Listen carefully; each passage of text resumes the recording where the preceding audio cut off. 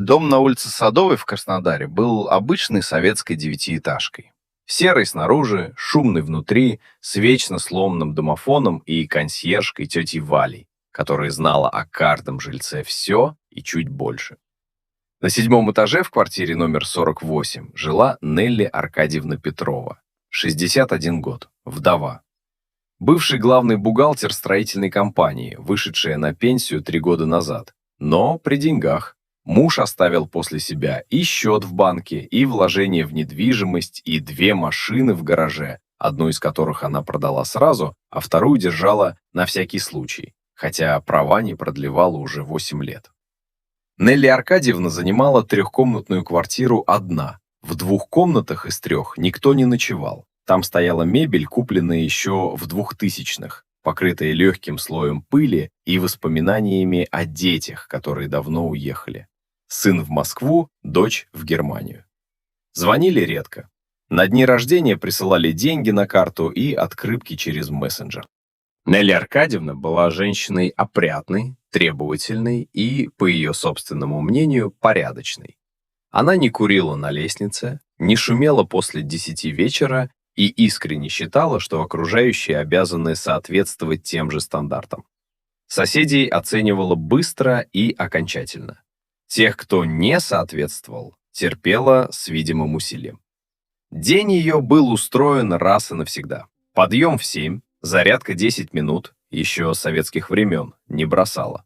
Завтрак, овсянка и кофе без сахара. Потом чтение, иногда прогулка в сквер неподалеку, иногда магазин. Обед. Дневной отдых. Не сон, просто лечь с книгой. Ужин, телевизор, спать в 11.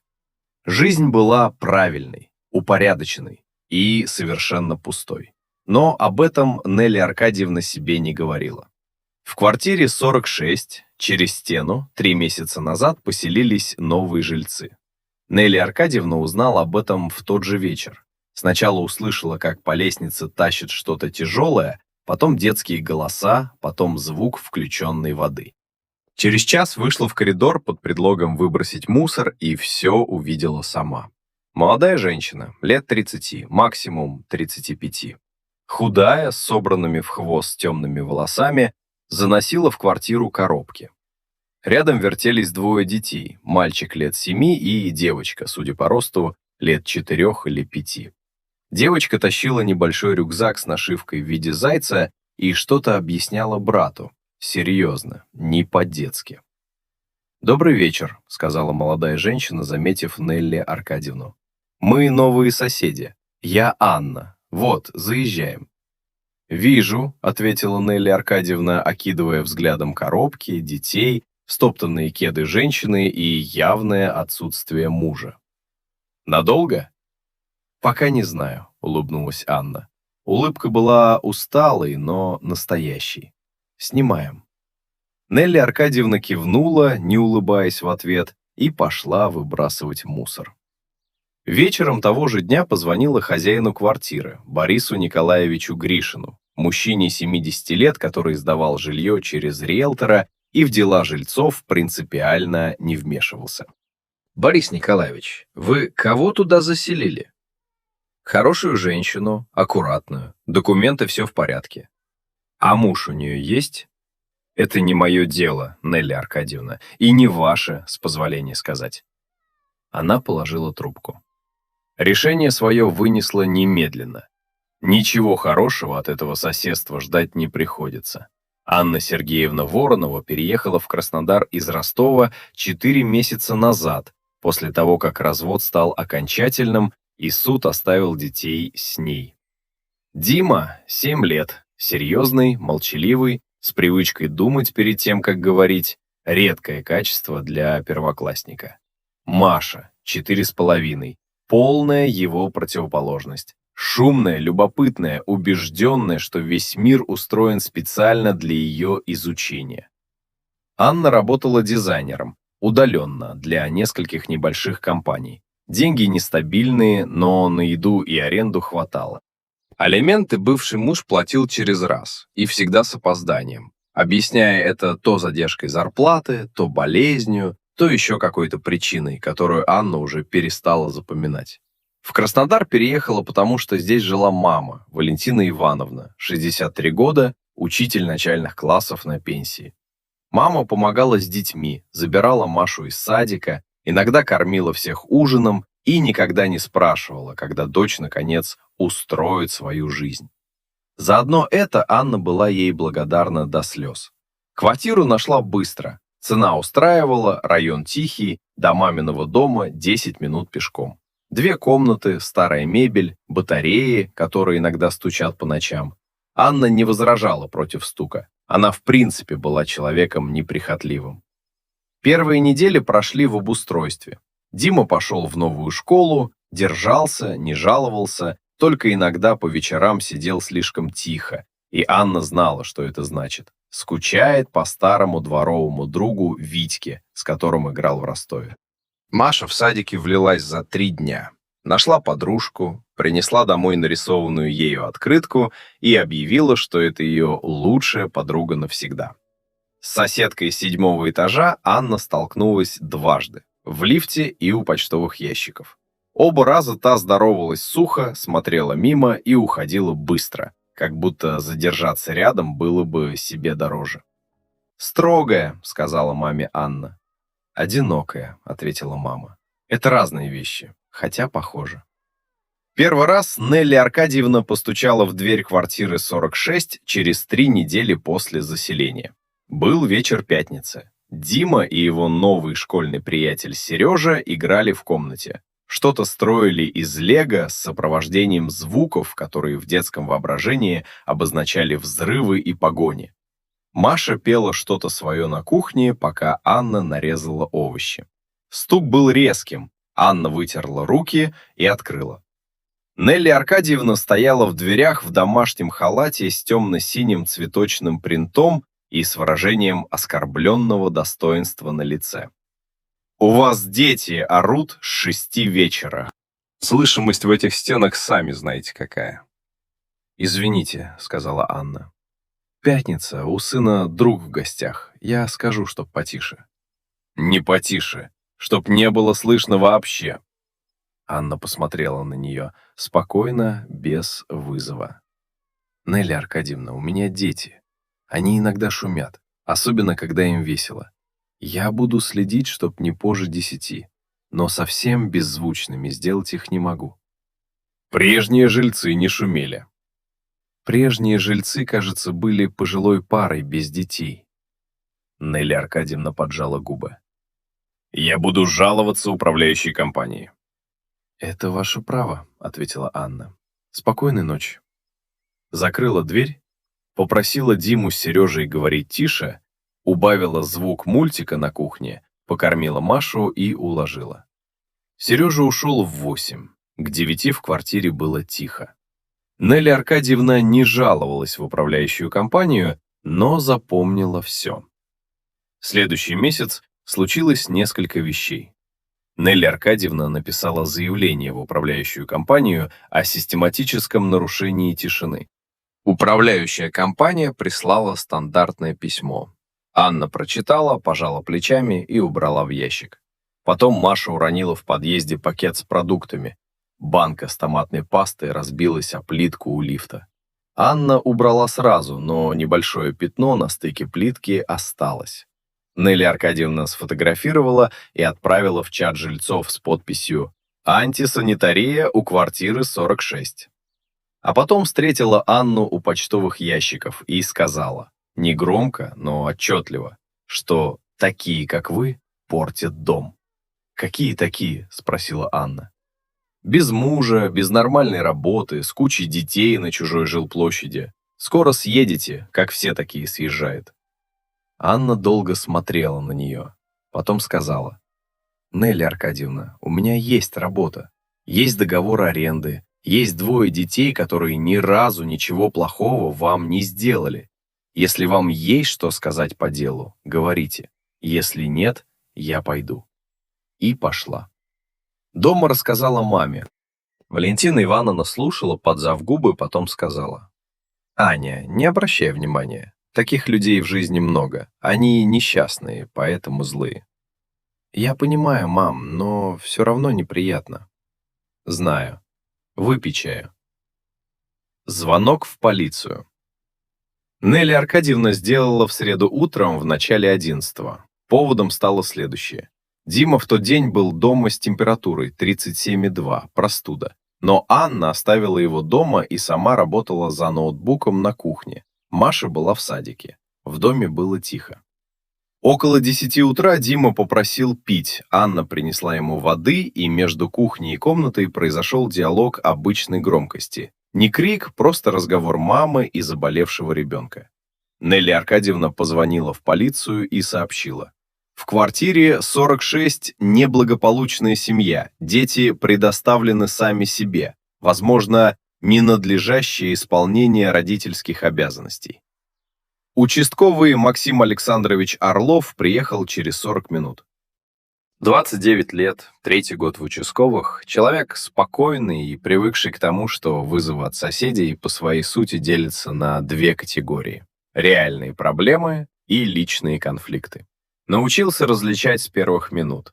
В подъезде его уже ждала Нелли Аркадьевна. Вышла специально, в нарядном костюме, с прической, протянула распечатанный лист. Перечень нарушений с датами. Здравствуйте, я вызывала. Вот, все задокументировано. Женщина одна с 2 детьми, никакого порядка, дети шумят, подъезд пачкают. Орлов взял листок, пробежал глазами. Когда последний раз слышали что-то, что вас обеспокоило? Сегодня, с утра. Хорошо, пойдем к ним. Нелли Аркадьевна двинулась следом. Орлов остановился. «Вы можете подождать у себя, я зайду один». «Но я заявитель». «Я знаю, подождите, пожалуйста». Анна открыла дверь быстро, увидела человека в форме, чуть напряглась, но не испугалась. Орлов это отметил. «Здравствуйте, участковый Орлов. Можно войти?»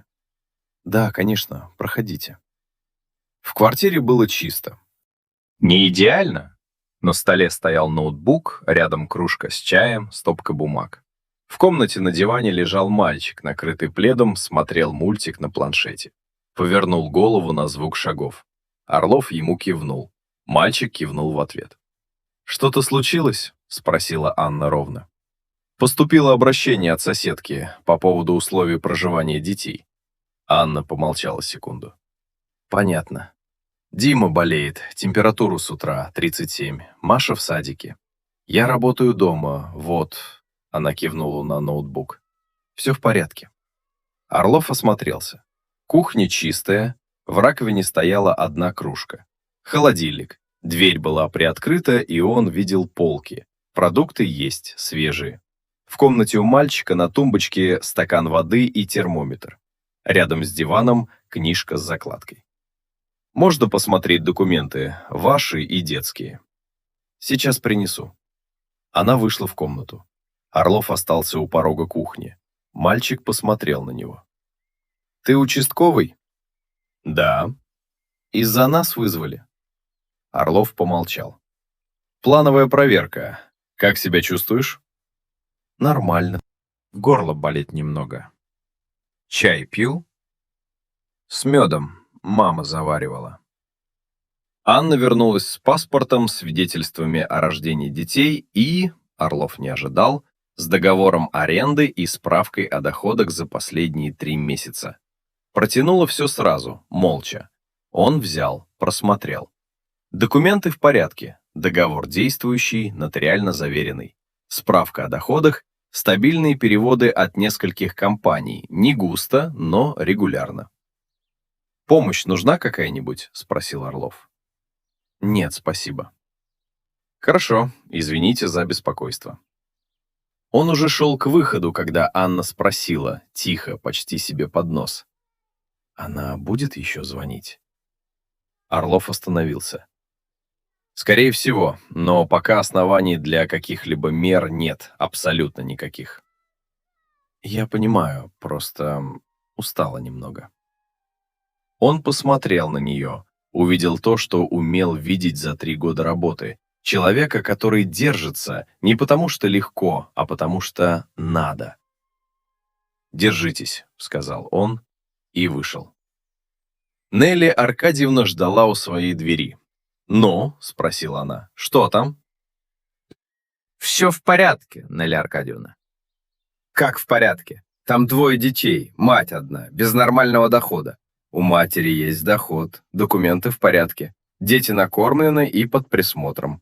Один болеет, обычная простуда, 37. Оснований для беспокойства нет. Но, Нелли Аркадьевна, вызов участкового — это серьезно.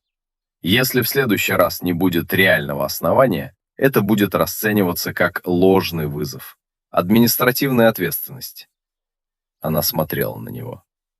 «Я беспокоюсь о детях. Детям хорошо. Хорошего дня». Прошло 3 месяца. За это время произошло многое. Мелкое, бытовое, то, из чего и складывается жизнь.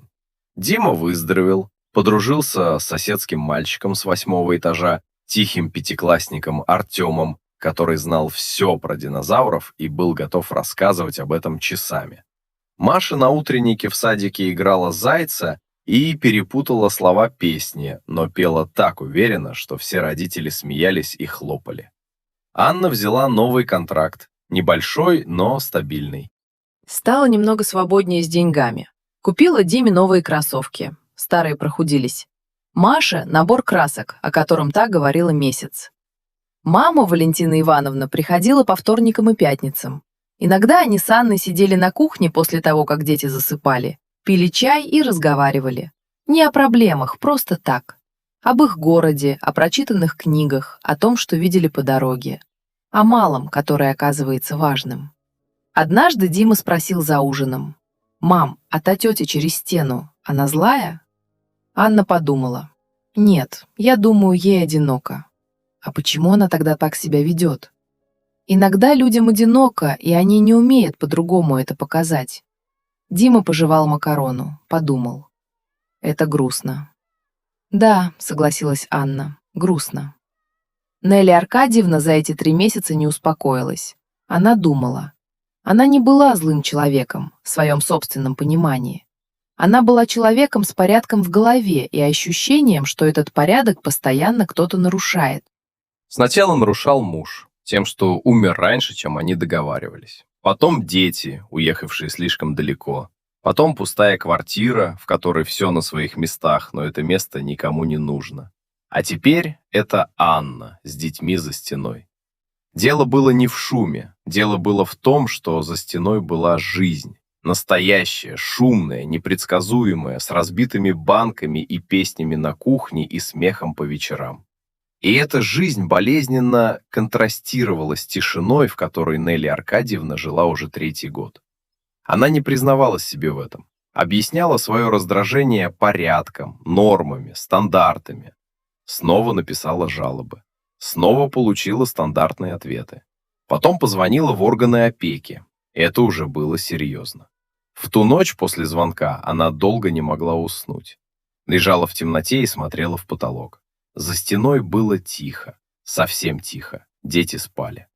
Эта тишина была другой, чем ее собственная тишина. В той тишине кто-то дышал.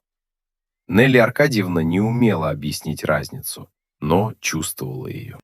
Инспектор отдела опеки Галина Федоровна Зайцева, маленькая женщина лет 50, в очках и с папкой, которая, казалось, была ее постоянным приложением, позвонила Анне в четверг утром. «Поступило обращение. Нам нужно провести проверку условий проживания детей». «Хорошо», — сказала Анна. Голос у нее не дрогнул. «В 2 буду дома». Положила трубку. Посидела на кухне минуту. Потом встала, налила воды, выпила. Позвонила маме. «Мам, завтра придет опека». Валентина Ивановна помолчала. «Соседка? Больше некому». «Я приду, буду здесь». «Мам, не нужно, я справлюсь». «Аня, я приду». Галина Федоровна появилась в пятницу ровно в 2. С ней был участковый Орлов, стандартная процедура. Анна открыла дверь. Мама сидела на кухне, Дима делал уроки за своим столом, Маша рисовала на полу рядом, разложила альбомы, краски и сопела над чем-то сложным. Галина Федоровна вошла, поздоровалась, осмотрелась. Методично, без лишних слов. Кухня, холодильник, открыла с разрешения Анны. Продукты есть свежие. Комната детей. Кровати заправлены, одежда в шкафу, книги на полке. Дима показал дневник. Оценки хорошие, замечаний нет. Маша подошла к Галине Федоровне сама. «Вы проверяете, хорошо ли мы живем?» «Да», — серьезно ответила та. «Мы живем хорошо», — сообщила Маша. «Мама вчера блины делала с вишневым вареньем». Галина Федоровна посмотрела на Анну. В глазах у инспектора мелькнуло что-то, что не было частью официальной процедуры. «Я посмотрю документы, если можно». Анна принесла все. Паспорт, свидетельство, договор аренды, справки о доходах, медицинские карты детей, свидетельства о прививках. Галина Федоровна листала молча. Орлов стоял у окна, смотрел на улицу. «У вас все в порядке», — сказала наконец инспектор. «Дети ухожены, документы в норме, условия проживания соответствуют требованиям. Я составлю акт, оснований для вмешательства нет». Анна выдохнула. Медленно, почти незаметно. «Спасибо». «Это обычная процедура», — сказала Галина Федоровна. И добавила тише. «Вы молодец». Они уходили. Инспектор впереди, Орлов следом. На площадке их ждала Нелли Аркадьевна. На этот раз стояла прямо у двери квартиры 46. На лице ожидание немедленного результата. «Ну?» — спросила она у Галины Федоровны. «Что нашли?» «Здравствуйте. Вы заявитель?» «Я. Нелли Аркадьевна Петрова, квартира 48. Я и в полицию звонила, и к вам обращалась. Там плохие условия, дети без присмотра». «Нелли Аркадьевна». Галина Федоровна достала из папки лист. «Я зафиксировала следующее. Дети ухожены, накормлены, имеют необходимую медицинскую помощь, посещают дошкольное и школьное учреждение. Документы в порядке. Жилищные условия соответствуют нормам.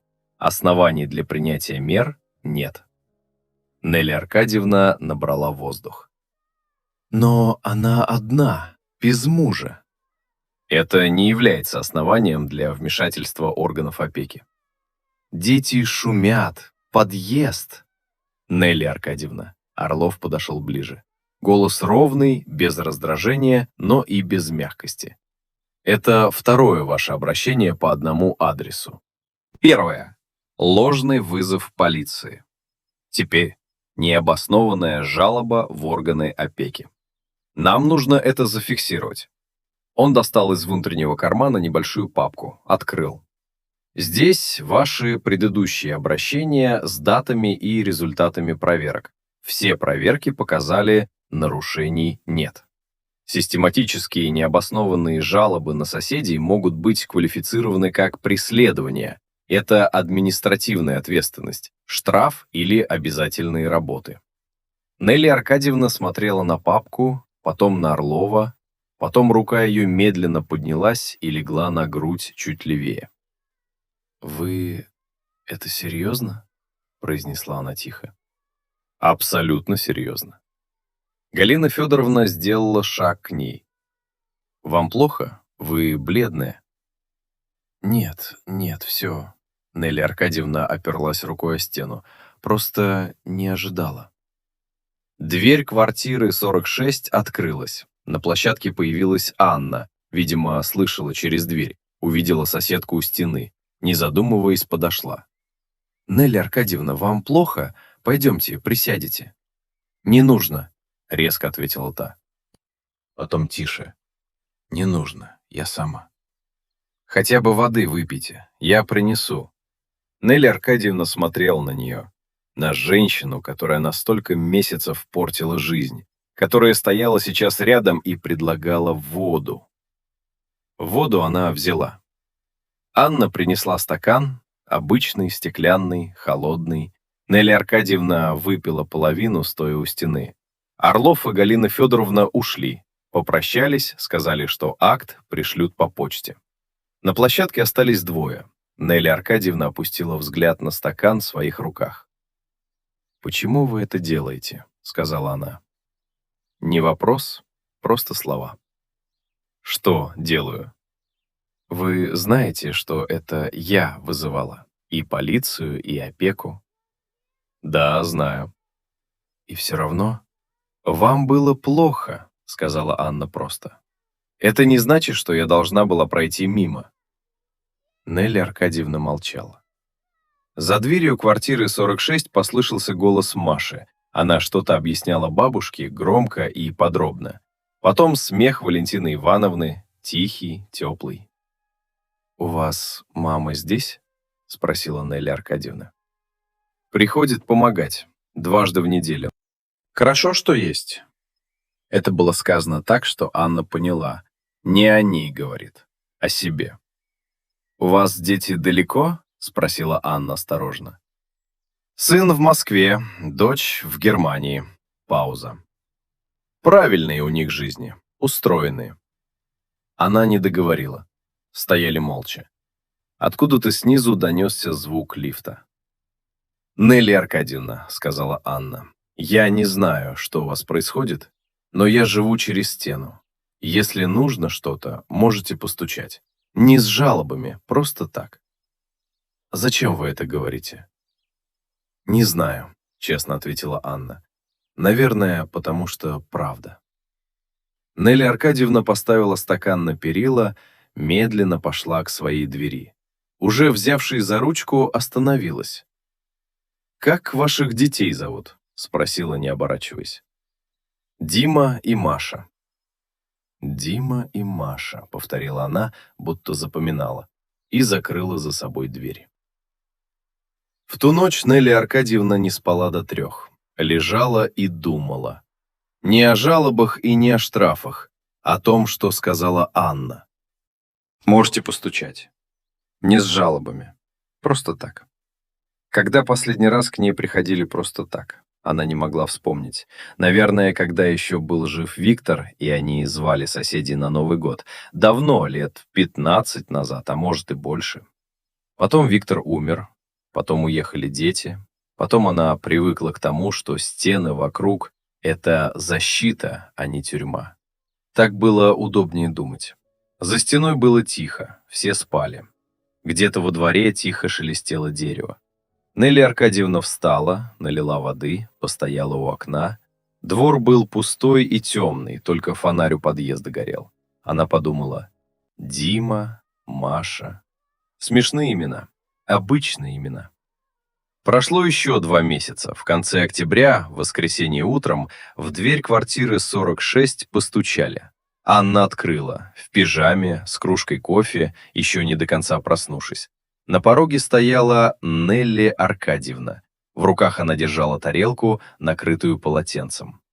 «Я пирог испекла», — сказала она, — «с яблоками. Много получилось. Возьмете?» Анна смотрела на нее секунду. «Конечно, спасибо». Она взяла тарелку.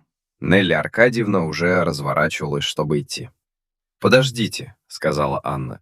«Хотите кофе? Я только что заварила». Долгая пауза. «Ненадолго», — сказала Нелли Аркадьевна. «Ненадолго», — согласилась Анна. На кухне уже сидела Маша с рисунком. Увидела незнакомую женщину, не смутилась. Она вообще никогда не смущалась. «Привет, ты наша соседка? Та самая?» «Маша», — сказала Анна. «Да, та самая», — ответила Нелли Аркадьевна. И что-то в ее голосе стало другим, чуть тише, чуть мягче. «А у тебя есть кот?» — спросила Маша. «Нет». «А хочешь?» «Мама говорит, мы не можем завести, потому что у нас аренда.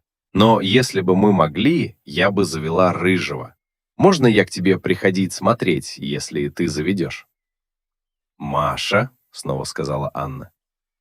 «Ничего», — произнесла Нелли Аркадьевна.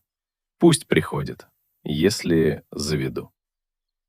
Она села за стол, взяла кружку, которую Анна поставила перед ней, отпила. Кофе был крепкий, она не попросила разбавить.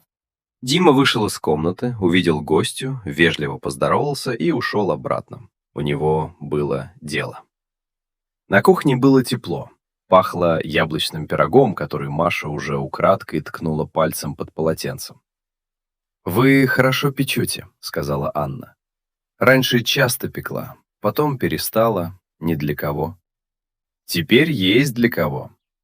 Нелли Аркадьевна посмотрела на нее, не сказала ничего, но что-то в ее лице изменилось.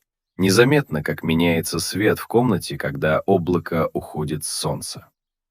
Маша тем временем деловито рассказывала про своего воображаемого рыжего кота.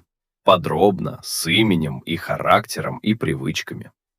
Нелли Аркадьевна слушала, не перебивала.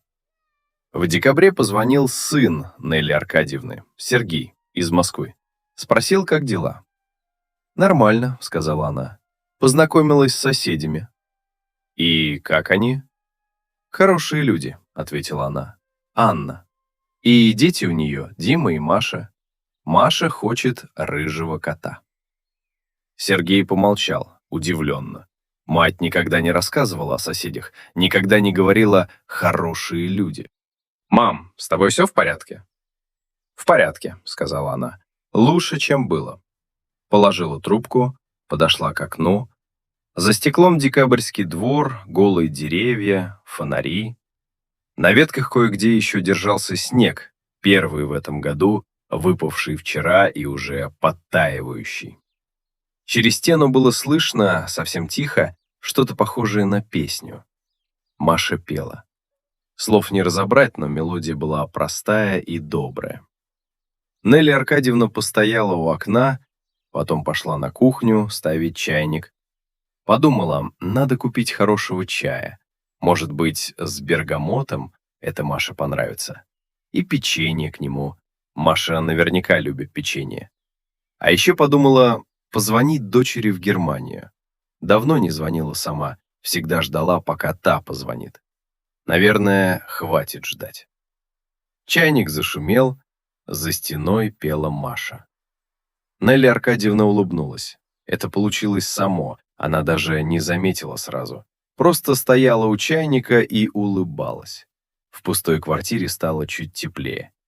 Или это просто был чайник. Она решила, что неважно.